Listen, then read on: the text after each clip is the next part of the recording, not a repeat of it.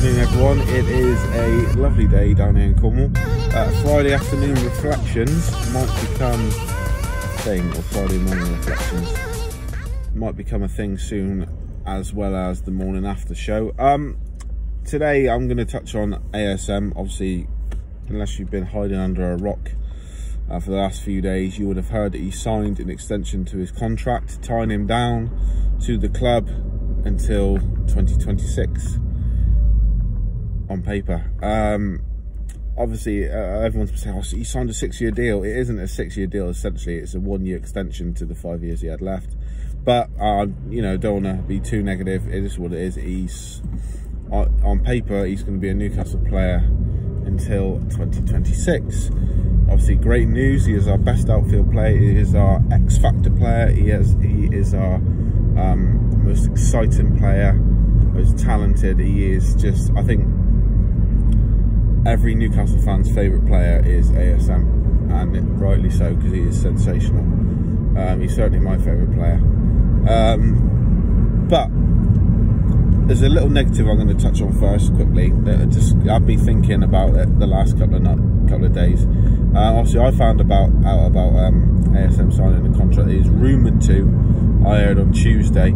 The first I heard confirmation was on Wednesday through his and the club's Instagram pages.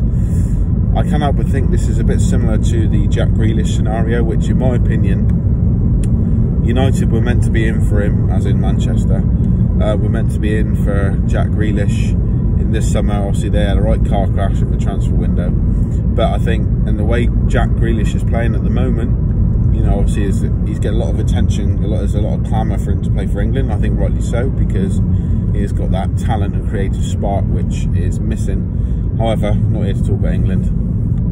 I think Villa, I thought, right, you know, we're lucky to keep hold of him this season.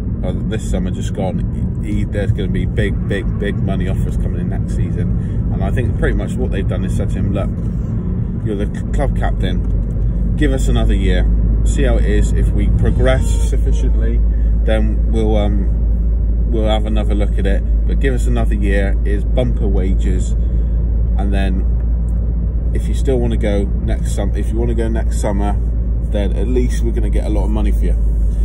I can't help but think that's a sort of snide, conniving sort of money grab move made by Mike Ashley Lee Charnley on ASM. I say by Mike Ashley, but what influence does he have on transfers and contracts? I don't know. Probably Lee Charnley's probably the boss of this one. But yeah, I just can't help but think with the form he's in, and you know, he's what, 23. He's only going to get better. He's just going to get better and better and better. Is it going to be a case of, right, next summer he's going to outgrow the club, sort of? Obviously, he said in the international break about his ambitions to play in Europe and whatnot. So I can't help but think that, is this the club's way of thinking, right, let's you know, drive his price up again? You know, if he's got 5 years left on his contract come the summer, then how much are we going to get for him? You know, if he carries on the progress he's making, I mean, I personally think in today's market, he's probably worth, what, 45 million at least? I'd probably say 45 would be a sensible offer, given that he hasn't hit his potential yet and there's more to come. I got him. But if you stick a 5-year contract on that, 5 years left on his contract, you've got to think big money.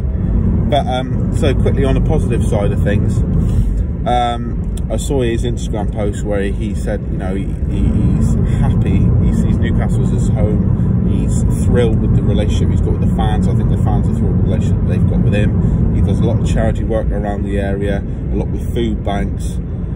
Just seems like a top bloke, as well as a fantastic football player. I think he seems like just a decent guy. Yeah, he's got that rapport with the fans. He feels the connection with the club. He says he wants to progress with the club. He wants to do things and achieve with Newcastle. He mentioned David Ginola. I think the quote was, wants to emulate. He wants to emulate David Ginola and leave his mark with Newcastle United. So you'd like to think that is a bit more than just aiming for a top 10 finish every year or trying to avoid relegation early doors. So yeah, I was thrilled to see what he wrote on social media, and I saw an interview with him as well. And you never know if someone's telling the truth or not, but he does not strike me as a liar, and he doesn't strike me as someone who just says what people want to hear. You know, you could say, has he been told, look, just smile for the camera, stick it out for another 12 months and we'll get you a big move? Maybe, but I don't know. I'm torn between, you know, being the Newcastle skeptic and knowing when things are too good to be true, because we've had so much of it throughout the years. But on the other hand, I'm thinking, I love him. I love what he said on social media. I love the sincerity of it. I love the passion he shows for Newcastle, both the club, the fans, the team, the area. And, you know, I've obviously follow him on Instagram, like I'm sure a lot of you guys do, and he just seems happy all the time. He's happy with it. He's got, don't want to be a bit of a stalker, but he's got a lovely house. You know, his kids seem happy. His family seems happy. You know, he's always saying how his family have taken to England really well. Obviously, for a guy his age, he speaks the language incredibly well. So, if we can match his ambition,